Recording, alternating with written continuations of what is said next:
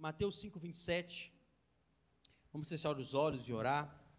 Pai, nós louvamos ao Senhor e bendizemos ao Teu santo nome, pela Tua graça, pela Tua bondade, pelo Teu amor. Queremos agradecer ao Senhor, Pai, por Tua palavra.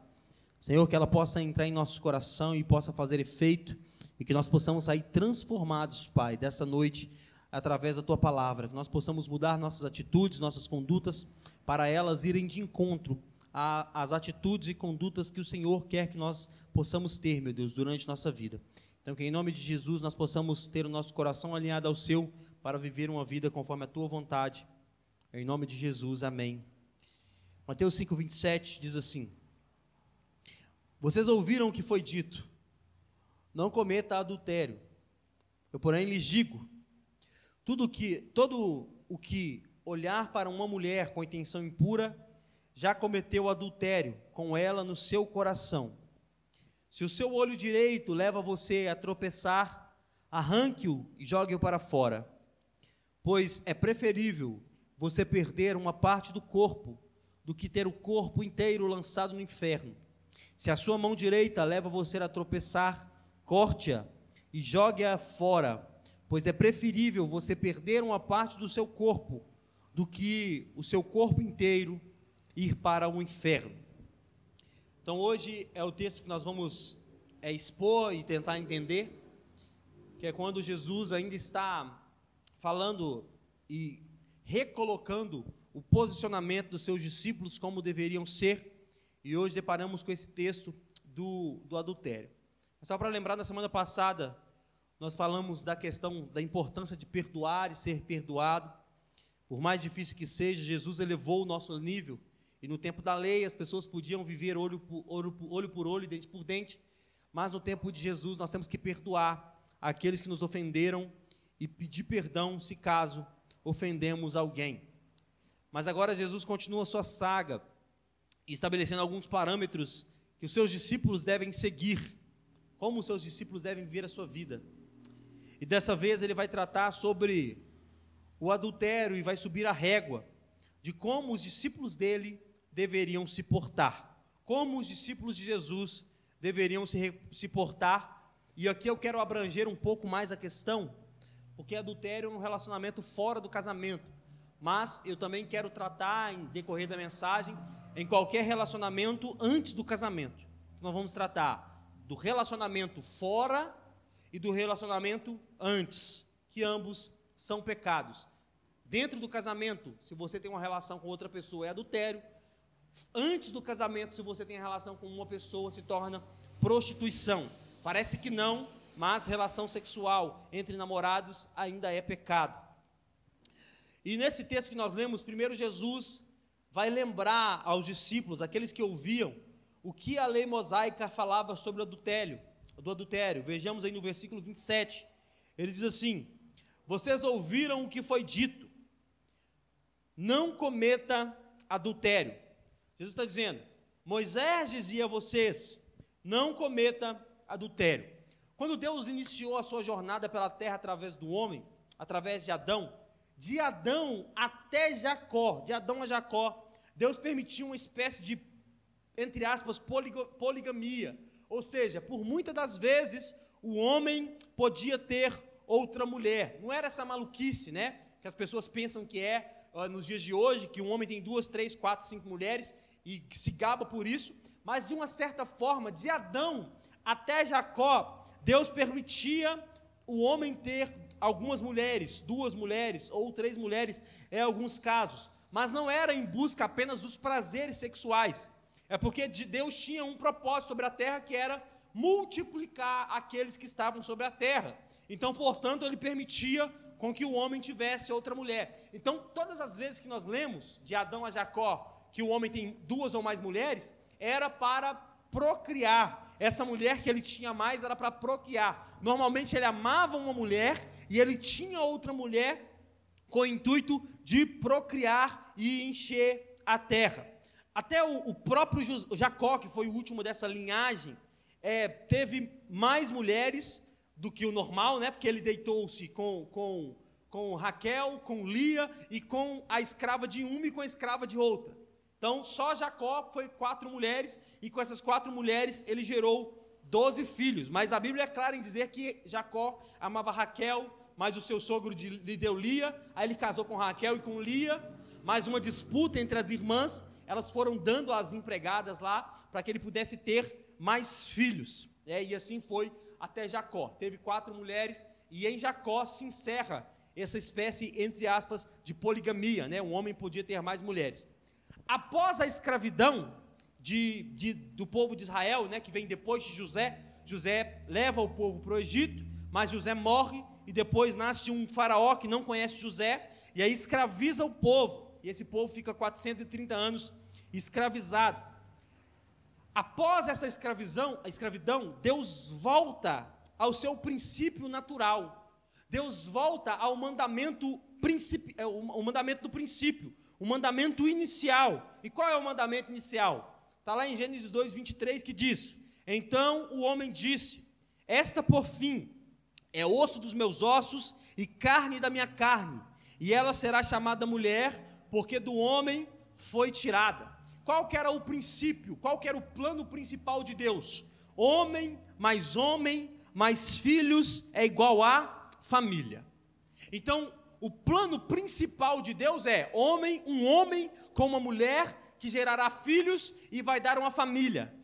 Aí esses filhos vão se casar com outras mulheres, que vai gerar outra família, e assim por diante. O plano inicial é esse. Então, quando o povo sai do Egito, e porque o povo 430 anos após, ou seja, a cultura do Egito já tinha sido implantada nesse povo, Deus tem que refazer o cálculo e ensinar o povo novamente como deve se portar. Então os 10 mandamentos não é nada mais, nada menos que isso, o quê? Deus avisando, Deus alertando para o povo novamente como Ele queria que eles se comportassem, porque viveram muito tempo em uma nação pagã, e assim eles poderiam continuar vivendo como essa nação pagã. E um desses mandamentos, dos 10, precisamente o 7º, era esse, que as pessoas não adulterassem, ou seja, não corrompessem o seu matrimônio, não tivesse relação além da pessoa que ele tinha escolhido para casar. E por que Deus não trata da prostituição, por exemplo? Um homem com uma mulher antes do casamento? Porque nos tempos de Moisés não existia o namoro, né? O namoro é algo extremamente recente, né? Até pouco tempo atrás, os casamentos aconteciam no altar, o noivo às vezes conhecia a noiva no altar. Então o namoro é algo extremamente recente. Então nos tempos de Moisés, principalmente, só acontecia. A partir do momento que o homem tivesse relação sexual com a mulher, ele já era marido dessa mulher e pronto, acabou. Então Deus diz, vocês não devem cometer adultério, ou seja, vocês não devem ter outra mulher, ou a mulher ter outro homem, além daquele que ele escolheu casar. Não pode. Vocês não podem. Mas, porém, o adultério só era consumado se esse homem se deitasse com essa mulher, ou se essa mulher se deitasse com esse homem. O que era adultério? O homem conheceu a mulher, gostou da mulher, levou essa mulher para a cama, se deitou com ela. Ou a mulher conheceu o homem, gostou desse homem, levou para a cama. O adultério no tempo de Moisés, ele só era consumado se ambas as pessoas se deitassem, tivessem uma relação sexual. Era considerado um adultério. E isso, por exemplo, dava prerrogativa para o divórcio, né? Se uma pessoa deitasse com outra, dava prerrogativa para o divórcio. Mas só se eles se deitassem. Não tem flertou com a mulher, está adulterando, não. Ele olhou para a mulher, está adulterando. Não tinha isso. O que tinha era, o homem deitou com a mulher, adulterou. Se eles não se deitassem, não havia adultério. Porém, Jesus aumentou o nível do mandamento. Veja comigo o versículo 28, que diz assim: eu, porém, lhes digo, todo o que olhar para uma mulher com a intenção impura, já cometeu adultério com ela no seu coração. Para Moisés se você se deitar com essa mulher, você adulterou. Ou a mulher se deitar com esse homem, já adulterou. Para Jesus se você olhar, e neste olhar o seu coração estiver corrompido, e o seu coração estiver com a intenção impura com essa mulher, acabou. Você já adulterou no seu coração. Jesus está dizendo que se um homem ele simplesmente olhar e perceber e notar essa mulher de uma forma imprópria, acabou, ele já caiu em adultério. E por que Jesus disse isso? Primeira coisa, porque Jesus sabia que um olhar malicioso pode se tornar em uma queda. Jesus sabia que um olhar malicioso podia acarretar em uma queda. Jesus sabia que o simples olhar não era um simples olhar. Jesus sabia que se um homem olhar para uma mulher e ele, naquele olhar tiver desejos maliciosos em seu coração, aquilo ali não é um simples olhar. Preste atenção, ninguém se perde do dia para a noite. Isso acontece com os ímpios, mesmo sendo casado. E eu lido com pessoas, por ter que lidar com vários tipos de pessoas no meu trabalho, e às vezes, sem querer, você escuta algumas histórias de pessoas que são casadas, e mesmo assim não estão nem aí para nada, saem para a noite, fazem o que tem que fazer, e voltam para casa no outro dia normal, e pronto, acabou. Estava conversando com o Diego ali na porta agora de uma atriz que resolveu que agora o casamento é aberto, o homem sai, se ele olhou para a mulher, sentiu algum desejo, quis deitar com ela, é só carnal, não é emocional. É a teoria do casamento aberto, né? Ele pode sair, pode se deitar com a mulher, porque é só carne, não é emoção. É emoção ele tem comigo, carne ele tem com ela. Portanto, vai lá, ele pode fazer o que quiser com ela, contanto que ele volte para casa no outro dia seguinte. E a mulher pode fazer a mesma coisa, sair, fazer o que quiser. Isso acontece com os ímpios. Eles saem, se perdem, e tem uma, duas, três mulheres, voltam para casa. Algumas mulheres se prestam a esse papel, né? Porque às vezes o homem tem dinheiro, tem condição, aí a mulher deixa o homem sair, fazer o que quiser, contanto que ele deixe um cartão black com ela em casa. Ele pode fazer o que quiser, contanto que ele deixe o cartão em casa. Então ele não importa muito se ele é casado. Mas para os discípulos de Jesus, ninguém cai do dia para a noite. Ninguém se interessa por outra pessoa do dia para a noite. Isso é algo progressivo. É algo que vai acontecendo. Jesus vai falando com seus discípulos: se você olhar com um olhar impuro para essa pessoa, a sua mente começa a trabalhar. E depois que a sua mente começa a trabalhar, isso desce para o seu coração. E após descer para o coração, isso pode te gerar um sentimento. E esse sentimento pode ser incontrolável. Mente, coração, sentimento incontrolável. Aí, é como eu disse há algumas semanas atrás, em relação ao cara que saía de casa, lembra? Saía de casa, todo dia ele passava com o carro, no horário que o trem passava ele conseguia passar por pouco, mas determinado dia ele se distraiu e o trem o pegou. É sempre assim. Então, com o discípulo de Jesus, Jesus está dizendo: se você olhar, vai gerar desejo no seu coração, e gerando desejo no seu coração, vai correr um sério risco de você adulterar de fato, né? Se deitar na cama com a outra pessoa. Jesus diz: o olhar que deixa o coração contaminado, ele vai te destruir. E o segundo motivo que Jesus disse isso, né? Porque que ele disse que o olho, com um olhar impuro, pode gerar essa queda, ou gerou essa queda já, né? Porque Jesus sabia que a cama é apenas um extrato do coração. A cama é apenas um extrato do coração. Um coração contaminado gera um relacionamento adulterado. E o que é adulterado? O que é fora do normal.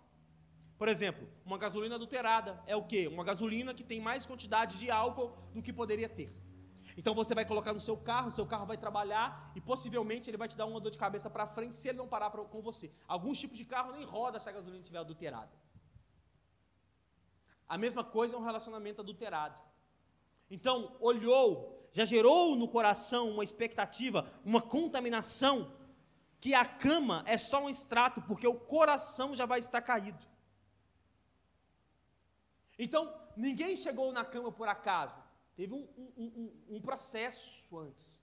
Teve uma série de coisas que aconteceu antes que levou a essa queda de fato do adultério. Deixa eu ver que eu me perdi. Então, a cama é apenas o extrato do coração. Portanto, não alimente esse sentimento. Às vezes começa com um sorriso, às vezes começa com uma brincadeira, que pode parecer que não vai dar em nada. Porém, se não for contido, pode dar em muita coisa. é apenas um sorriso, um olhar diferente, uma carência diferente. Por isso que eu sempre digo a importância do casal estar resolvido, e se não estiver resolvido, se resolver. Por quê? Porque o mínimo de carência pode gerar numa situação dessa. E quando Jesus fala disso, nós podemos incluir também, não somente o olhar para a pessoa que está no nosso lado, ou passando por nós, mas também nós podemos incluir nisso um adultério digital, ou uma pornografia digital, ou uma prostituição digital, que é o quê? A pornografia. Não é só quando o cara olha para uma mulher passando na rua que ele adulterou. Não é só quando você sai da sua casa, vai para a praia ou vai para o clube e vê uma mulher lá de biquíni ou um cara de sunga, que é a coisa mais ridícula do mundo, um homem de sunga, né? Não usem sunga, por favor, é muito feio. Mas está lá o cara de sunga e a mulher teve um desejo contaminoso no coração. E aí ele olha e vê, a mulher olha e vê, ou o homem vê a mulher de biquíni e deixa cair no seu coração. Não é só nisso, mas também um adultério, uma prostituição digital. Olha só o que eu anotei, referente a uma pesquisa que aconteceu nos Estados Unidos. Diz assim a matéria: um novo estudo do grupo Barna, feito nos Estados Unidos, indica que 14% dos pastores mais velhos e 21% dos jovens ministros lutam contra a pornografia. Pastores, 14% dos mais velhos e 21% dos mais novos lutam contra a pornografia. O número de adolescentes e jovens adultos que procuram ativamente a pornografia pelo menos uma vez por mês chama a atenção. 43% são adolescentes, 57% são jovens entre 18 e 24 anos, e 45% dos entrevistados têm a idade entre 25 e 30 anos. E não são apenas os homens que admitem acessar pornografia. 56% das mulheres com idade entre 13 e 24 anos procuram por pornografia ao menos uma vez por mês. E em contraste, 28% das mulheres a partir dos 25 anos também procuram por pornografia. Isso aqui não é um dado do mundo, não. É um dado feito dentro das igrejas. A pesquisa do Instituto Barna indica que mais da metade dos pastores, 57%, e 64% dos pastores jovens que participam do estudo disseram que já tinham lutado contra a pornografia no passado ou ainda estão lutando contra ela. Mais da metade deles admitiu que vive constantemente com medo de ser descoberto. Isso aqui não é um dado que aconteceu no mundo, não é um dado feito em alguma religião por aí que nós não queremos ser uma religião cristã. É um dado que foi feito na igreja, na religião cristã. Portanto, a igreja vive dia e noite, o homem casado lutando para não se adulterar digitalmente, e a mulher casada lutando para não se adulterar digitalmente, e o solteiro lutando para não prostituir digitalmente. É por isso que eu digo a importância de nós prestarmos atenção quando se trata de rede social, quando se trata de internet, quando se trata de filmes. Nós devemos prestar atenção naquilo que nós estamos assistindo. Por quê? Porque isso pode gerar gatilhos, irmão. E a pornografia hoje ela é muito acessível.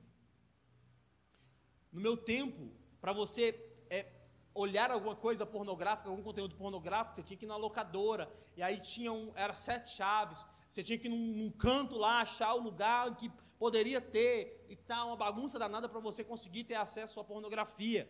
Hoje em dia, com um telefone na mão e uma internet conectada, tudo é possível.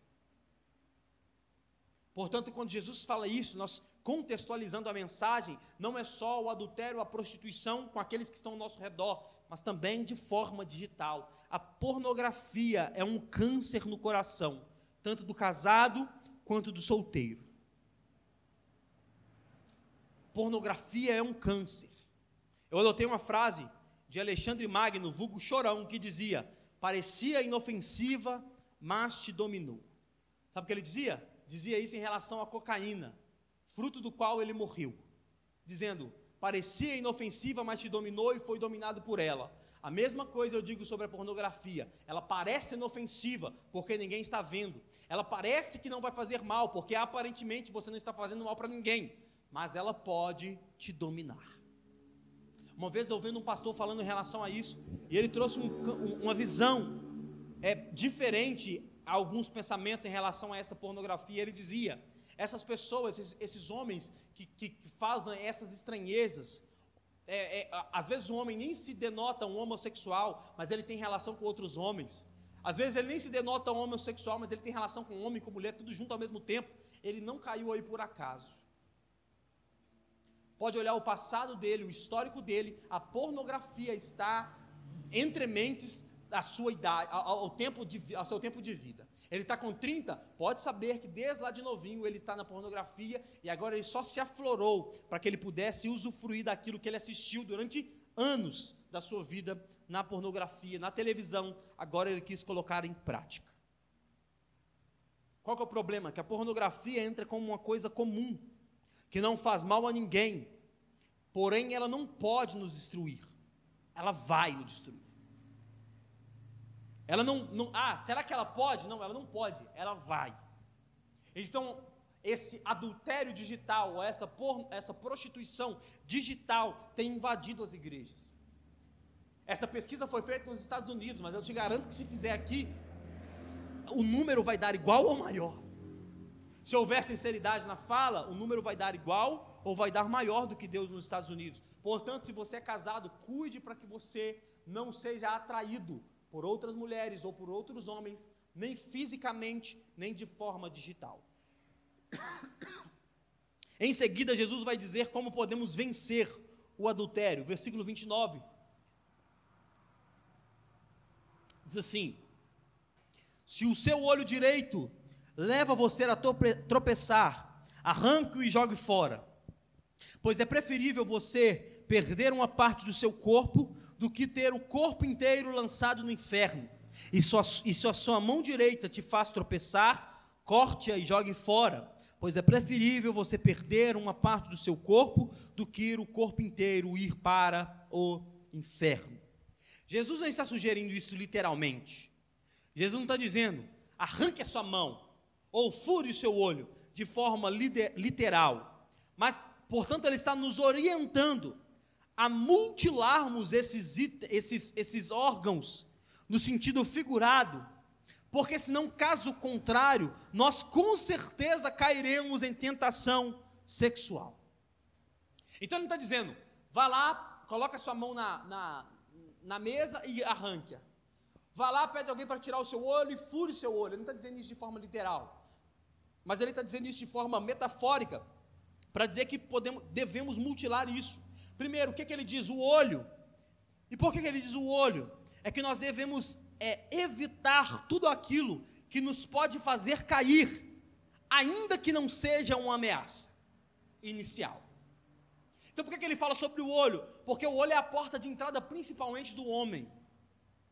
Preste atenção, o olho é a porta de entrada principalmente do homem.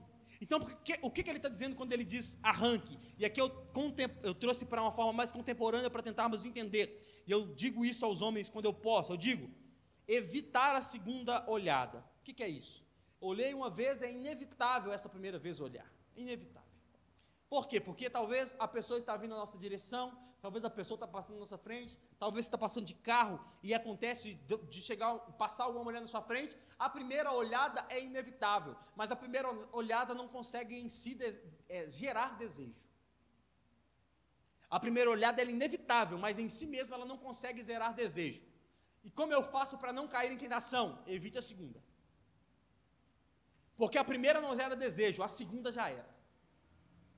A primeira você olha e pode até gerar o máximo que a primeira olhada pode fazer é gerar o desejo de olhar a segunda vez. Então, olhou uma vez e viu que o problema pode acontecer, é não olhar a segunda. E nem deixar o olho fitado, né? Porque alguns falam, não olha a segunda, olha e fica fixo, porque aí já resolveu o seu problema. É não olhar a segunda vez, porque a segunda vez pode gerar o desejo. E eu percebo isso às vezes, isso é até bom. Quando eu estou andando com algumas pessoas da igreja, homens principalmente, no carro, e aí acontece de vir a mulher vir e passar, e às vezes chamar a atenção, e aí a luta, você olha para os caras, você vê a luta, assim, olhando para o alto, olhando para baixo, olhando para o lado, olhando para o... Isso não está errado. Isso não está errado, isso está certo. Por quê? Porque está evitando, mas precisa fazer de forma tão brusca? Se for necessário, sim. Porque se a primeira for difícil, você saber que você vai dar aliada à segunda, e a segunda for gerar desejo, que seja preciso mude de rua. Olha para baixo, olha para o alto, olha para um lado, olha para o outro. Porque chega a ser espantoso. Há um tempo atrás eu vi um vídeo de uma campanha publicitária dessas de, se eu não me engano, proteção veicular, se eu não me engano. E aí no vídeo tinha as mulheres, né, com aqueles macacões feitos no inferno, e aí o trânsito vindo e as mulheres lá segurando as plaquinhas e tal, e aí veio o cara com o carro de uma Saveiro, se eu não me engano, e aí claramente mostra o cara olhando para as mulheres e bate o carro na frente, no carro da frente, que estava parado, o sinal estava fechado. Mas o cara tão fitado aqui, ó, bum, bate o carro. Como que explica isso? Aí chega o vídeo viraliza, chega na mulher do cara, como que ele explica? Que ele bateu no carro da frente porque estava olhando para a mulher do lado.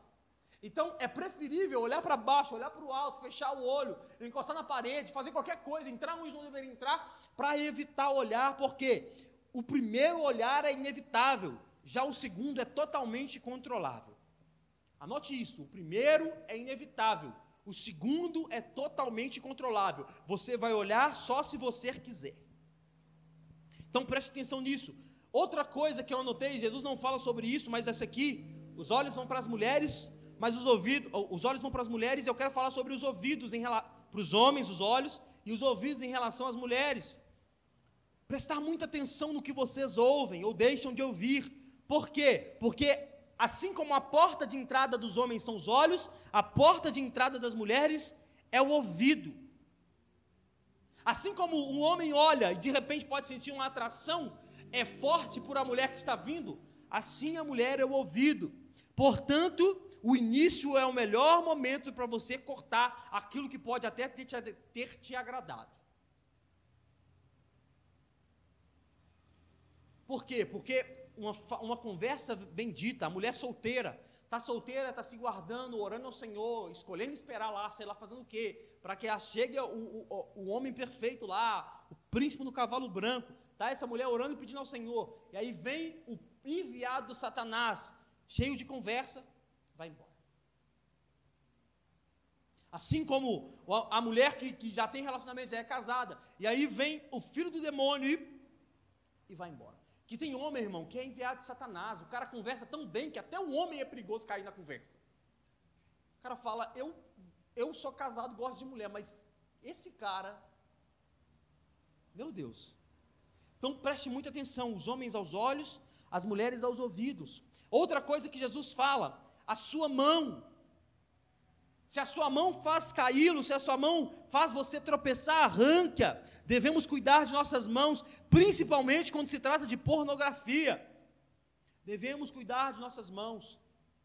O site não aparece sozinho na tela do celular. A rede social da pessoa, do homem ou da mulher que está se insinuando não aparece sozinho no seu celular. Tome cuidado. Ampute, arranque a sua mão.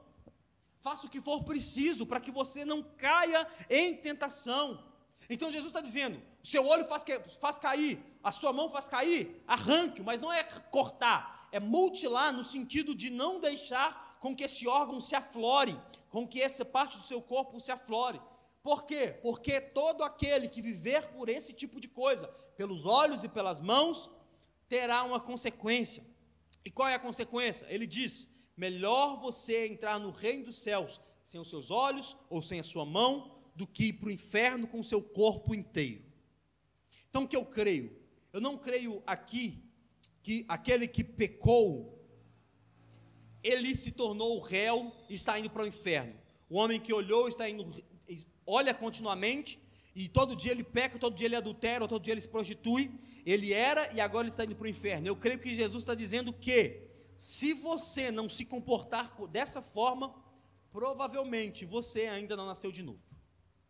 Se você não controlar os seus olhos, se você não controlar a sua mão, se você não controlar a sua atitude, provavelmente você não nasceu de novo. Por quê? Olha só o que diz 1 Coríntios capítulo 6, versículo 9. Vocês não sabem que os injustos não herdarão o reino dos céus? Não deixem se enganar, nem os sexualmente imorais, nem os idólatras, nem os adúlteros, nem homens que têm relações sexuais com outros homens, nem os ladrões, nem os avarentos, nem os alcoólatras, nem os caluniadores, nem os trapaceiros herdarão o reino dos céus. Alguns de vocês foram assim, contudo foram lavados, santificados, foram justificados no nome do Senhor Jesus Cristo e pelo Espírito do nosso Deus. Olha o que Paulo está dizendo: se você nasceu de novo, você não deve viver em função da sua carne. Se você nasceu de novo, o seu olho não deve comandar o seu instinto. Se você nasceu de novo, a sua mão não deve comandar o seu instinto. Preste atenção, nós devemos lutar contra isso diariamente. E talvez você vai lutar contra isso o resto da sua vida. Preste atenção, talvez você vai lutar contra isso o resto da sua vida. Talvez você vai estar lá com 70 anos, 80 anos, 90 anos e ainda vai estar lutando contra isso. Porém, não deixe de lutar um minuto sequer. Talvez você vai chegar lá com 80 anos e vai dizer: meu Deus, você nunca... Irmãos, assim, ó, se você acompanha as notícias, direto, aparecem homens de 80, 90 anos, que abusaram de meninas de 12, 13, 14 anos. Aí quando você vê e você fala: meu Deus, um homem de 80 anos, mas não aconteceu com 79, é uma vida. É uma vida de promiscuidade que só foi revelada aos 80.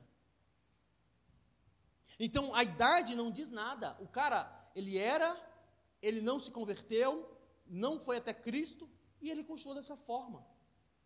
Jesus está dizendo: se você viver dessa forma, se você continuar vivendo dessa forma, você provavelmente não nasceu de novo. Se o seu olho manda os comandos para o seu corpo, e você não pode ver uma mulher na rua, um homem na rua, que parece que vai pular do carro, ou vai pular para a rua, vai pular para cima da mulher, você provavelmente não nasceu de novo.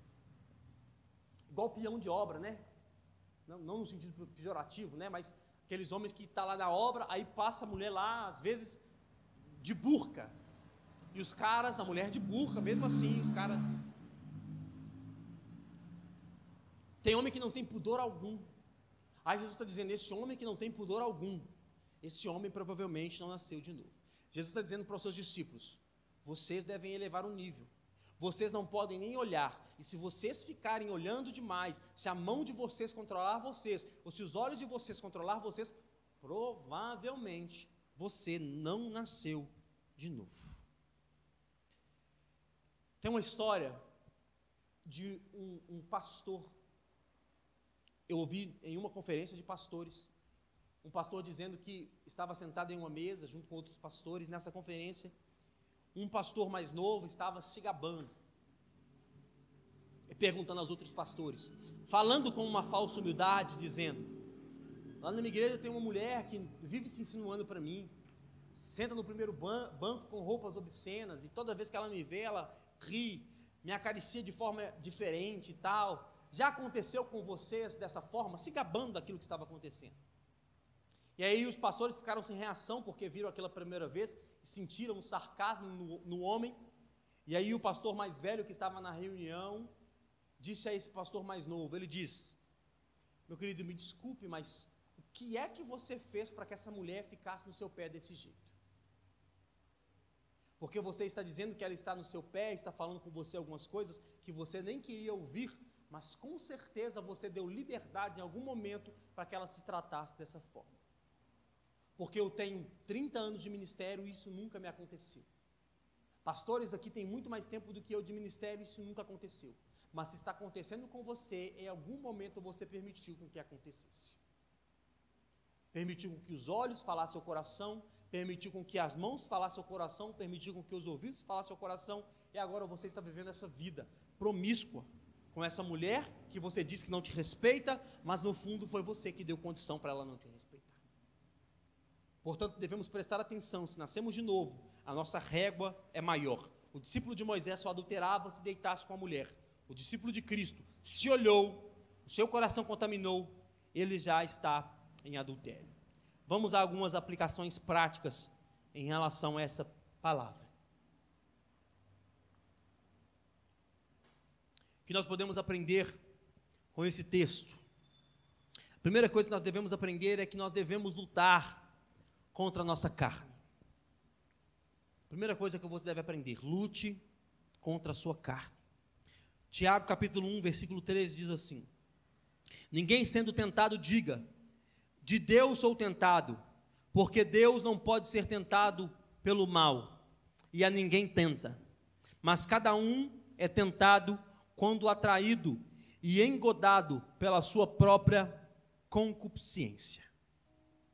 Ou seja, cada um é tentado pelo seu mau desejo, ou por aquilo que ele desejava. Então Deus não está te tentando, você está sendo tentado pelo seu mau desejo. Portanto, você deve lutar contra a sua carne, não negocie com ela. Ore mais, jejue mais, busque ajuda se você estiver precisando. Está passando por algum momento em que a tentação está batendo na sua porta, busque ajuda antes que ela te destrua. Eu olhei e aquilo entrou no meu coração. Busque ajuda antes que aquilo te destrua. Pastor Abe Uber, pastor da Batista da Paz, se eu não me engano, ele disse que certa feita ele entrou num avião, um voo mais longo, e aí na época nos aviões ainda tinham revistas, né, coisa que é mais difícil de ver hoje, e aí dentro dessas revistas tinha uma revista dessas de moda, e essas viagens e tal, estava vendo pouca mulher, vendo pouca esposa por causa das viagens, da pregação, e aí ele abriu a revista e tinha uma imagem dessa revista de uma mulher de biquíni, que ele entrou, quando ele abriu, caiu nessa página, ele olhou e aquilo entrou no coração dele. E aí ele disse que após parar o avião parou, pousou, ele saiu do avião, e a primeira coisa que ele fez foi ligar para uma pessoa de confiança e dizer: ore comigo. Por quê? Porque a imagem que eu vi no avião entrou no meu coração. Eu estou indo fazer a obra de Deus, e se a imagem continuar no meu coração, eu posso ter problemas. Então o que devemos fazer? Orar, jejuar, ler a palavra, buscar a ajuda de quem nós confiamos, de quem pode nos ajudar. Pastor Márcio Valadão tinha essa frase, ele dizia: quem confessa tentação, dificilmente confessará pecado. Quem confessa a tentação, dificilmente confessará pecado. Porque eu confessei a tentação, aquilo já foi exposto. E aí eu confessei a tentação, obviamente, para uma pessoa que eu sei que pode me ajudar, né? Não é o homem que está sendo tentado pela mulher e confessar a tentação para a própria mulher. Ou a mulher que está sendo tentada pelo homem e confessar a tentação pelo próprio homem. Mas confessar a tentação para quem pode nos ajudar. Essa confissão de tentação, ela pode impedir com que possamos cair em pecado. Destruir nossa vida. Segunda coisa, crie mecanismos de defesa. Isso é muito importante. Crie mecanismos de defesa. Não importa a sua idade, não importa a sua classe social, não importa quem você é, não importa se você é casado, se você é solteiro, se você é viúvo, se você é divorciado, não importa. Crie mecanismos de defesa, para que você não possa cair em tentação. Cerque-se de mecanismo de defesa. Aquele, por exemplo, que é tentado pela pornografia, cerque-se de mecanismo de defesa. Evite assistir aquilo que você sabe que pode te fazer cair. Evite ficar sozinho em lugares que você pode cair. Evite ficar em lugares que você pode ser destruído. Eu acho que não tem nenhum namorado, mas os futuros namorados, evitem ficar a sós com a namorada, com a esposa. Eu conversava um tempo atrás com uma pessoa, eu dizia, a pessoa conversava comigo em relação a essas questões de namoro e tal. É difícil controlar. Eu falei, evita, porque é câncer. Evite ficar sozinho em lugares fechados. Evite ficar sozinho na mesma casa. Evite ficar sozinho dentro do carro. Evita, por quê? Porque é câncer.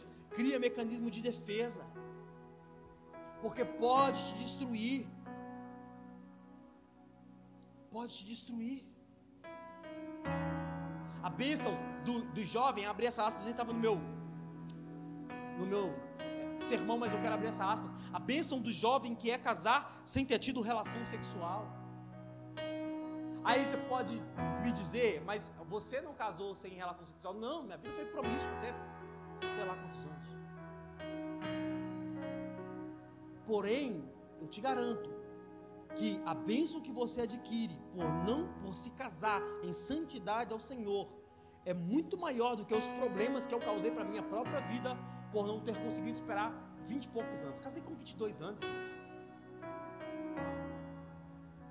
22 anos. Matava quem? Não matava ninguém. Portanto, eu sei que é difícil, eu sei que a carne grita, mas nossa carne não pode ser desculpa para que nós possamos alimentá-la. Os solteiros se guardem, os casados criem mecanismos para que não possam ter uma relação extraconjugal. Eu gosto de citar Billy Graham nisso, e Billy Graham tinha um manifesto chamado Manifesto Modesto, que ele fez junto com outros 3 missionários que caminhavam com ele no seu ministério, e nesse manifesto tinham 4 quesitos que eles cumpriam para que não pudessem cair em tentação. Eles olhavam para os ministérios que cercavam a eles e viam que todos os ministros, todos os missionários caíam. E aí eles citaram 4 pontos que eles deveriam se guardar para não cair. O primeiro, dinheiro. Todos os outros homens, a maioria dos outros missionários caíam por causa do dinheiro, por causa da ostentação que vinha através do dinheiro arrecadado, porque dava dinheiro, assim como hoje dá dinheiro. Uma página no Instagram que cita os pregadores e cantores gospels, irmão, relógio de 398 mil no braço de pastor. 398 mil reais, dinheiro que você nunca viu na sua vida, no braço de pastor. Então dá dinheiro. O que eles faziam? Billy Graham fazia juntamente com os seus missionários. Eles só viviam com o dinheiro que era arrecadado na prévia do evento.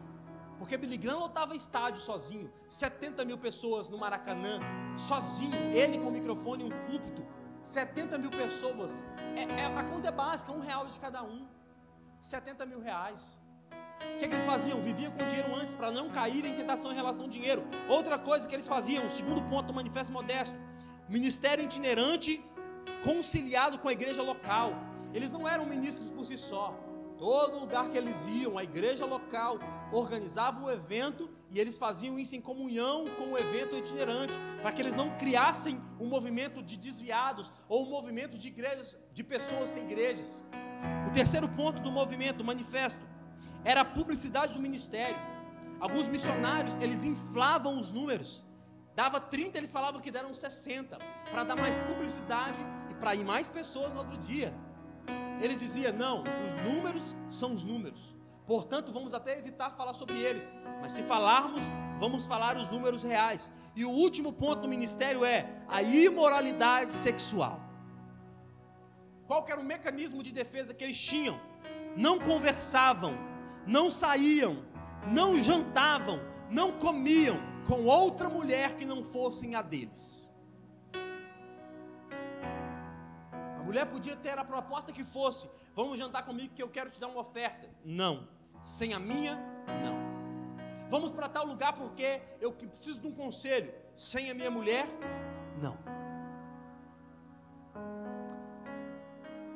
Trate de conseguir mecanismo de defesa. Por isso que eu sempre falo com vocês em relação a conversas de WhatsApp. Eu tomei essa decisão de conversar o mínimo possível com mulher no WhatsApp, por exemplo. A não ser quando é cliente, e a não ser quando alguma mulher da igreja precisa de alguma coisa que é urgente, me manda lá, e aí eu respondo. Caso contrário, a minha mulher é a minha voz.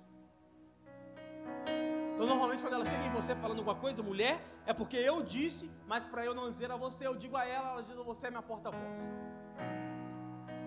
Portanto, por que eu tomei essas decisões? Para eu não ter que me prezar a isso, discipular mulher sozinho. E é uma praga em igreja, irmãos, com o perdão da palavra.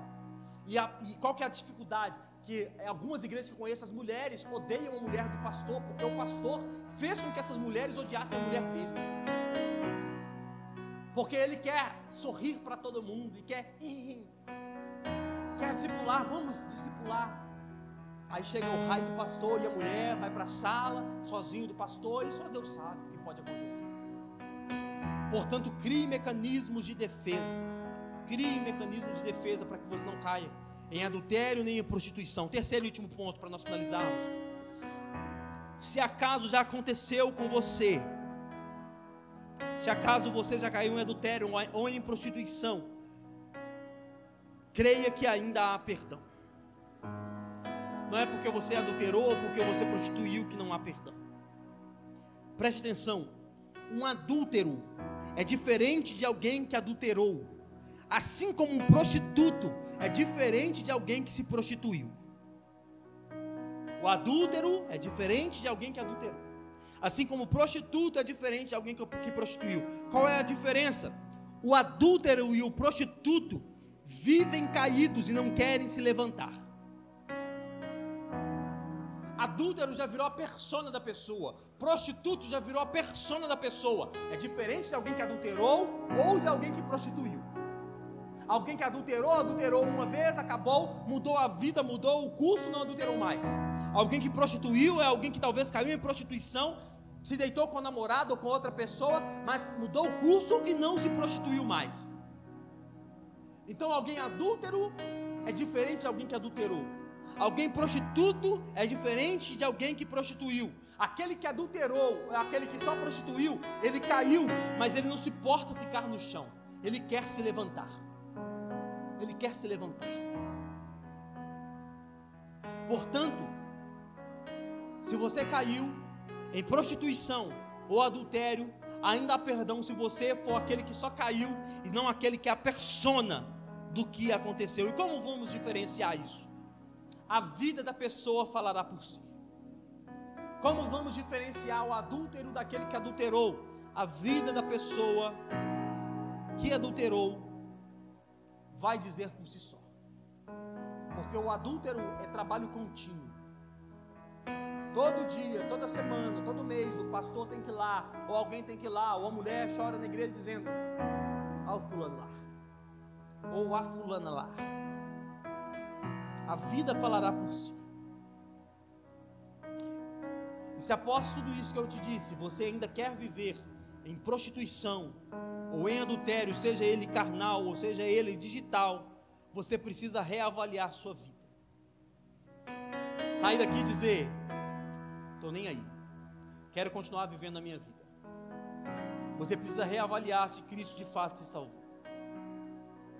Mas agora, se você caiu e precisa se levantar e se arrepender, ou se nesse exato momento você por acaso está tendo conversas ilícitas, ou você está a ponto já de cair, é tempo de se arrepender. Portanto, faça isso hoje. 1 João capítulo 1 versículo 9 diz: "Se confessarmos os nossos pecados, Ele é fiel e justo para nos perdoar de todos os pecados e nos purificar de toda a injustiça". Se você caiu em adultério, se você caiu em prostituição, o Senhor é justo, fiel e justo para te perdoar. Portanto, viva uma vida santificada. Evite o olhar, evite o falar, evite o ouvir, para que você viva uma vida conforme o nosso Senhor Jesus nos instituiu. Fique de pé no seu lugar.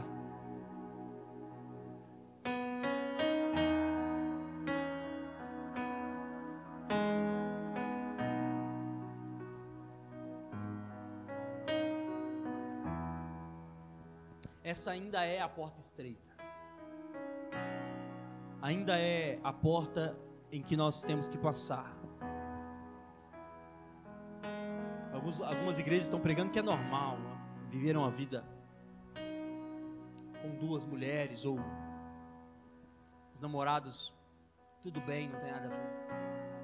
Mas a porta estreita ainda exige algumas necessidades daquele que nasceu de novo. Feche os olhos. Deus, nós louvamos ao Senhor, engrandecemos ao Teu nome por Tua palavra, Pai. Que nós possamos sair deste lugar transformados e prontos para responder ao Seu chamado, Jesus. Meu Deus, se nosso coração está pecando por algum motivo, se a nossa vida, Pai, está sendo levada ao pecado por algum motivo, que em nome de Jesus, que nós possamos, Pai, abrir nossos olhos para a Tua graça, para a Tua misericórdia, Pai, para o Teu perdão que nos cerca, e que nós possamos viver uma vida conforme o Teu desejo, Pai. Meu Deus, que o Senhor possa guardar os casados essa noite, que o Senhor possa guardar os solteiros essa noite, Pai, que os casados não possam se perder no adultério, e que os solteiros não possam se perder na prostituição, seja ela digital, seja ela física. Meu Deus, que nós possamos ter esse ouvido aguçado à Tua voz, e que nós possamos permanecer conforme a Tua bondade, nos Teus caminhos, em nome de Jesus, amém. E se você crê nisso, aplauda ao Senhor Jesus, em nome de Jesus, e exalte a Ele.